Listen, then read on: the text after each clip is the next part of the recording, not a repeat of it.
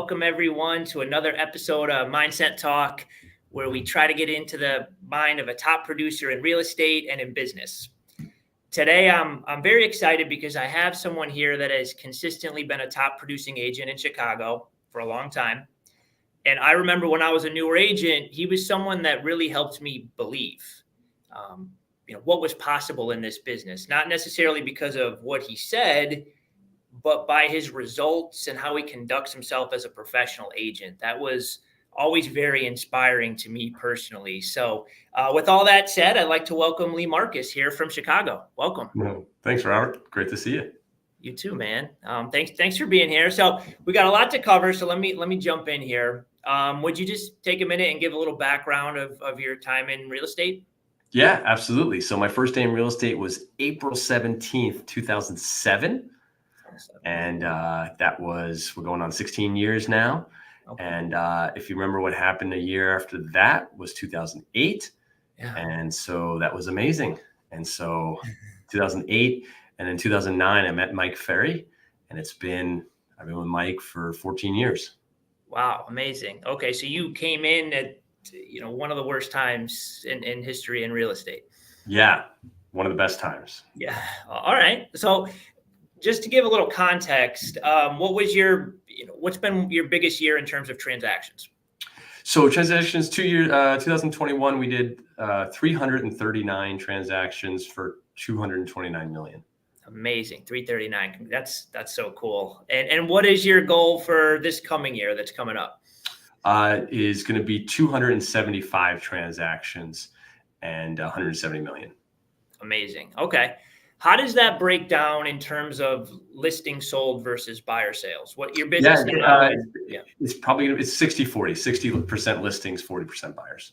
All right. So definitely listings heavy. Good to hear. I find every market's a little bit different right now. Are you still experiencing lower inventories in Chicago, or has that shifted? Yeah. Like our market, depending on where, is about 2 months of inventory. And then some parts of the city, like downtown, are probably like 6 to 8 months of inventory. Okay. But in the suburbs are like 1 month of inventory. So between 1 and 6 months. Okay. So how have it, you're heavy on the listing side. How have you been able to stay consistent with your listing side business, in these past couple of years when the inventory has been so scarce? Yeah. So great question. So number one is like prospecting for listings, right? So like, how do you prospect for listings? Well, you call homeowners. It's really, if you want to prospect for buyers, what do? You pay Zillow, or you just, I don't know, like, what do you do? So I really have never really prospected for buyers. I've only ever prospected for listings. And so doing, a lot of our business comes from our database. About 57% of our business is database. And so you figure if we're doing 250 to 300 deals a year, every year we're adding at least 250 to 300 people to our database, plus spouses, right? So then you're at 400. So you're adding 400 people to your database every single year. And Mike Ferry's equation is you should be getting 10% return on your database. So just by adding 400 people to the database every year, in return, I should be getting 40 extra deals every single year. Amazing. It sounds like you're very intentional, which I feel like a lot of people feel like they're doing the right things, but they tend to just go through the motions. But just hearing the intention in your voice is, I'm sure brings you great success. Let's go back to those early years. What helped you, 07, when you first, what helped you get your business off the ground, really gain momentum in the beginning? So I was in sales before real estate, right? I used to work for IBM. I was in technology sales, worked for IBM and CDW. And so I had a headset on for 8 hours a day, every day for my whole career before real estate. So then when I got into real estate, I thought like, oh, you just do open houses and like, what do you do? And I was kind of lost my first year in real estate. Like, I kind of thought I retired. Yeah. Like you just kind of like do an open house. Yeah. Then 2008 came, and like, then I met Mike Ferry, and he's like, you got to put a headset on and you got to prospect 4 to 6 hours a day. And it was like, thank you. Thank you. Which was still part-time for you because you yeah. It's still right. So in my sales career before real estate, we had, it was a real company, right? So you had goals every day. They would send out the report of everybody on the team, how many calls they made. And the minimum was 80. You had to make $80 a day and 4 hours of talk time. You had to be talking for 4 hours, right? Wow. And so I wanted to increase that. So I set my goal to 120 dials, 6 hours a day. But then, so getting into real estate, finally Mike Ferry said, here's what you do. And it's like, thank you for telling us what to do. It's great. Gave you a little direction and then you were off to so did it just come naturally to you, the sales part, the prospecting piece? Once you start learning the scripts and what to say, yes, but just from years of practice. Yeah. But no, not in the beginning. Not in the beginning. It was a lot of like rejection. Okay, well, that didn't work. And the more I stuck to the script, the better it went. And so just learning, and then versatility, like that was one of the biggest things, was when learning how to be versatile, and versatility easily added 25 to 50 deals a year just by being more versatile. All right. So you did go through but even though you had the sales background, the rejection, Oh, yeah. You're human, right? That takes some adjustments. So like from a mindset perspective, how did you stay in the right frame of mind, in the right place, when you had to go through those bumps early? So definitely, having scheduled role plays every day, twice a day, 3 times a day. So I think I had between 10 and 15 role plays a week set up, right? So like 2 to 3 a day. And so you really hammered out the expired script and the database script and the FSBO script and the circle, just listed, just sold. Yeah. Listing presentation. And so you couldn't really be down for too long before your next role play session and you get a win. And so that was, role play was probably one of the biggest. I think I definitely don't think people role play enough. 2 times a week is 4 times a week. I would get to especially if it's early on in your career, I would get to 10 to 15 role plays a week if possible. I think that's a really good point. It's not just, as you're saying that, something I thought, it's not just the practice, right? The practice is super important. That helps you be prepared, know what to say. But it's almost that encouragement or accountability or reassurance of that person that's doing it with you, that, like you said, picks you back up after Correct. Yeah, really good. Okay. So so early on, plus also I didn't have a choice. So I didn't have another career. I didn't have, I already quit my job. My wife, Lindsay, is in real estate also. And so we were both in real estate. So our back was against the wall. There was no choice. You couldn't just, go to your part-time job on the side to get a little pay. It was like this or nothing. So you had to make it, which I think is super powerful too. Okay. So how did you schedule your days? Or it was a lot of role play. You said about 6 hours, 4 to 6 hours on the phone. What the rest So the schedule is key. That's the whole key is schedule, right? So follow your schedule. Your schedule. Yep. That's the whole thing. So, I was usually up by about 4:10 a.m., was at the gym by 5, at the office by 7, and on the phones by about 7:30 till 12. And then would meet with my assistants and then get back on at 1, and the rest of the day, unless I had appointments. And so, I easily set 5.5 days or 6 working days a week, Monday through Saturday. And the biggest thing was having 2 late nights a week. So Monday, I usually would work until 5:30, 6. Yep. Tuesday, it was 7:30 or 8 or 9, depending on. So Tuesday was the late day, Tuesday and Thursday. So I wouldn't do a late appointment on Monday and Tuesday, and it was 2 days a week was the late days. Gotcha. And then Saturday morning was prospecting and appointments till about 12. Now the late days, was that extra prospecting in the evening, or was that appointments? It was either. It was always set it up as appointment schedule, and if there are none, prospecting until about 7:30. Gotcha. Okay. So, I think a lot of agents, or let's go back. What percentage of the time were you able to stick to your schedule in the beginning? Guesstimate. I don't know. I mean, it's, Mike says to stick to your schedule 100% of the time, 80% of the time. Right. So like, yeah, probably like 80. Okay. I feel like a lot of agents make the schedule, but then they have trouble actually sticking to it. I know you said you felt like your back was against the wall. You had no choice. Do you think that was part of the reason you were able to stick to it, or were there other things? Yeah, definitely like having to. Yeah. Was one of it. But then one of them, but then also like I would keep track of whatever took me off the schedule, right? So like, okay, I plan on prospecting from 7:30 to 12. Yep.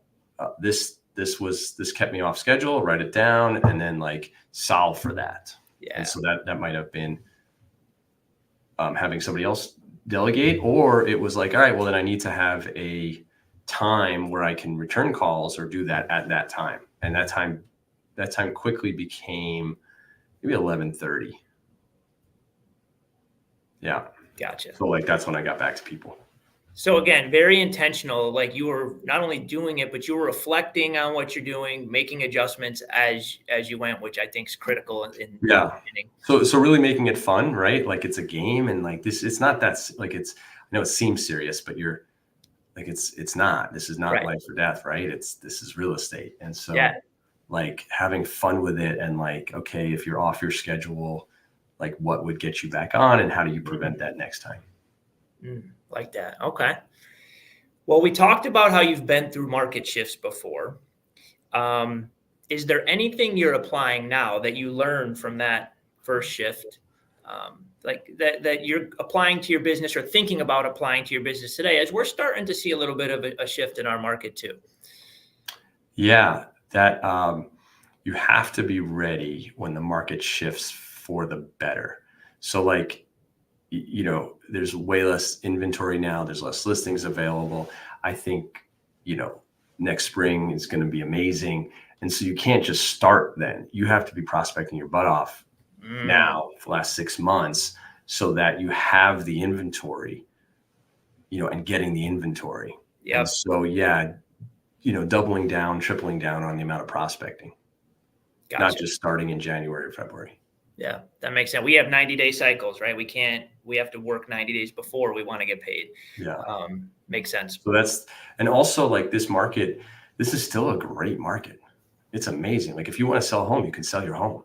Yeah. This is not like 2008, 2009, 2010. Like this is a great market. Right. I guess it's all framed. Your frame of how you're framing it personally, right? Because there's going to be challenges in any market, and there's going to be opportunity in any market. And what are you focused on? That's it. And the worse it gets, the better it is for us, right? I mean, if you ask people how they think the market is right now, do you notice a lot of them think the market's not great? Correct. Yeah. Some agents don't think the market's great. Right. How is this not great? Yeah. This is like, you take a listing and it sells. That's amazing. Correct. Yeah, there's less inventory, and so yes, you can only work with buyers that need to buy, but this is as good as it gets. Yeah. I guess it's, what are you comparing it to, right? Like if you're and I don't know if your market's like, but if you're comparing it to 3% interest rates and 20 offers to maybe 2 offers and a higher interest rate, maybe if you're comparing it to that, it's not as enticing. But if you're comparing it historically to almost any other point in time in history, the opportunity the sellers what they can do with that money and leverage is really terrific, Exactly. So what personality style are you? Driver. A versatile driver, we would call you? Yeah. Okay. All right. So there's two schools of thought. Some people believe, let's focus on our strengths. Let's double down on what we do well. Others say, let's focus on our weaknesses and become stronger in those areas. What are your thoughts on focusing on one or the other, or a little bit of both?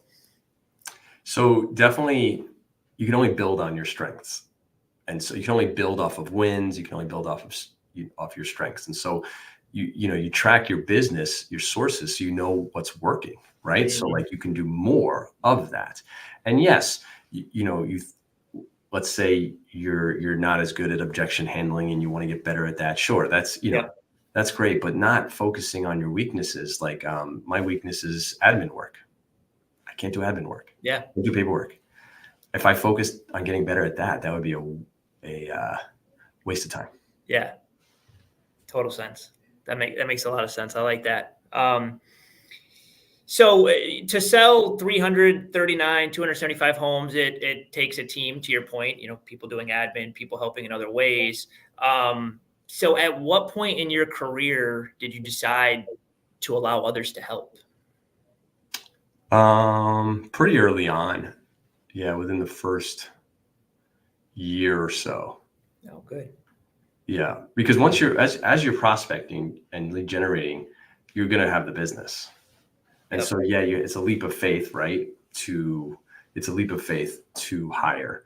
But if you're generating consistently, it just makes sense. You're going to need help fast. You're not paying that amount up front, right? Like, so when you hire your first assistant, you're not incurring that whole cost right up front. And so they can afford to grow with you. Correct. Okay. Was it hard? Was that hard? Or it was just like, this is great, I need the help, let's do it? Or was that a hard initial process? I hate doing admin work so much that it was not like it. I mean, it's hard to train and to all of that, but over time you find the right people. I have 3 amazing assistants now that are great and like want to work and just do a great job. And so, no, that took time. Gotcha. All right. So 339, 275, has it, starting back in 07, has it always been this consistent climb where each year you've built off the next, or has the production gone up and down with years in between?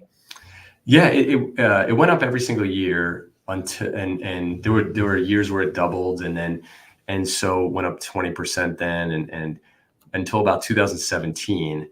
And that year I had my highest like prospecting and number of contacts. I think I was averaging like 35 contacts a day, almost 4.5 hours. And so and then after that, it dropped a little bit. Okay. 18 and 19, and of course 20, 21, of course it went up during 20 and 20, up again. 22.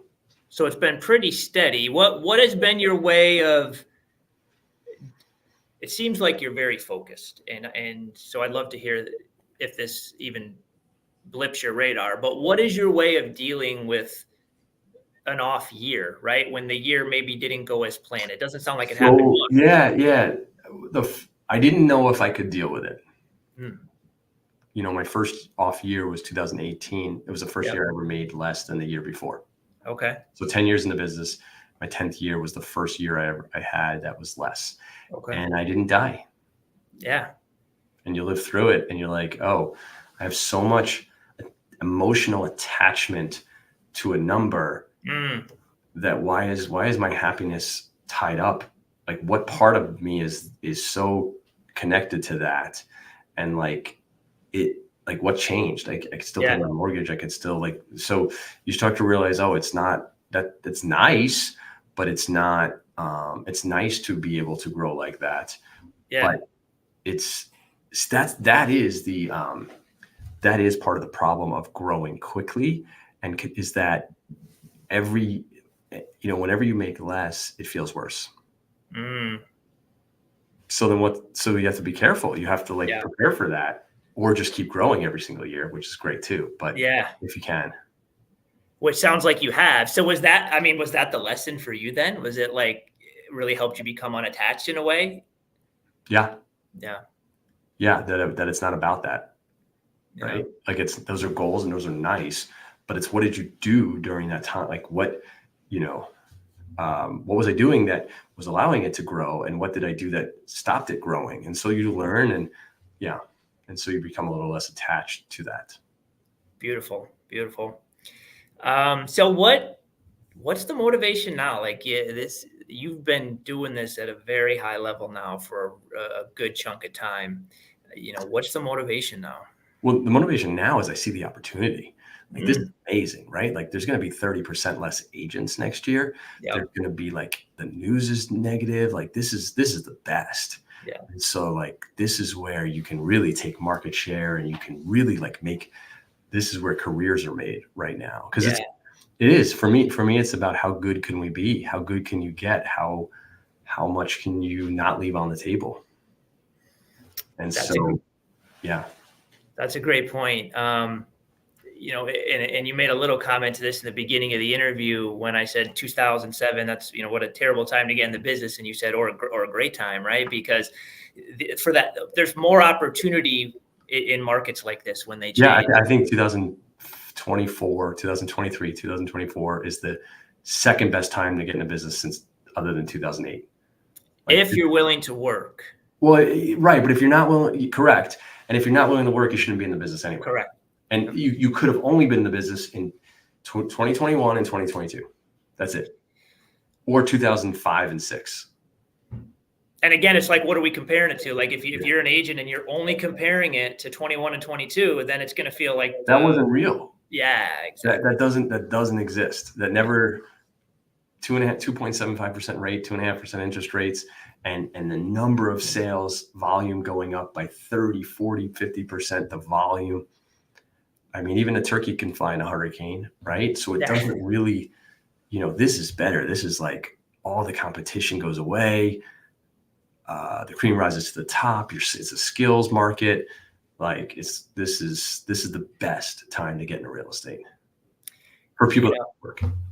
And I believe that, but I got to say, I don't know if you do. You've got this like energy about you and passion when you speak that it's a little bit contagious. So you can't help but believe that when you talk to Leigh. So this is really cool. I know you have a great family, three girls, right? What are your thoughts on balance in this business?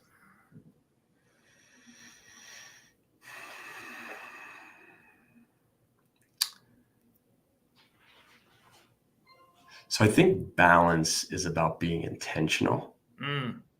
And so it's more about intentionality. I am by no means perfect when it comes to that, right? I've said the wrong thing, haven't been there when I was supposed to, or been late, or just, you have a rough day where like a deal falls apart, but then 4 deals fall apart. And then like whatever, we all have that. Yeah. And like, I think it's about being vulnerable about it and realizing that like, we're not perfect. Nobody's perfect. And like, just doing the best that you can and really, really trying to connect with what people need. Like, what does your family need? What do they really, really need? What do they need? And like, do they need you to tell them how they're supposed to be? Do they need you to listen? And do they need you to be there, like just physically, or do they need you to be there physically, emotionally, and mentally? Yeah. What do they need? And like, you learn a lot. And so, my wife will definitely say like, I've had my moments where like, I wasn't there. I wasn't, right? Like you just leave it all on the table sometimes at work and you come home, and nothing. Yeah. And so, but now you get older, like Mike says, you really don't know anything until you're 50 years old. Yeah. And I'm 45 and I think I finally am learning. Yeah. and that's what it's about. It's about relationships. It's about your primary relationships, about relationships with your kids and your parents and your wife and family and around you. And so, but that intentionality with like, how do I want to show up? Yeah. I what a great answer. Because obviously there's no such thing as perfect balance. That's not a real thing. But what do you do when you mess up? And that's like because we're all going to mess up. We're all, I mean, with 3 girls, right? Like I can't help but mess up. I said, Yeah. right. And so like, okay, do I try and fix it right away or do I listen? And Yep. do I like have the space for them to be upset and their emotions to just be there and I don't make them wrong? And instead of like, you shouldn't feel that way. Yeah. And provide a space for them to be who they are and guide them in that way. It's almost in a good way. I almost want to go back to that unattached.